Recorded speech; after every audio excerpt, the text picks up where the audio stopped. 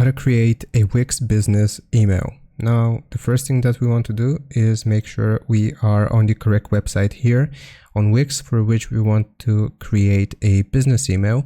Once you have verified that you're using the correct website, we want to focus on the left-hand side. Find the option for settings here. It should be near the bottom. Just click on settings. And here, from all of these general options, we want to find business email.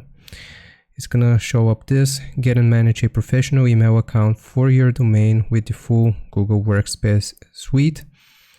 Just click on business email here, and it will show us all of the different options for an email address which we can get. So for example, info@yourdomain.com, support@yourdomain.com, or yourname@yourdomain.com.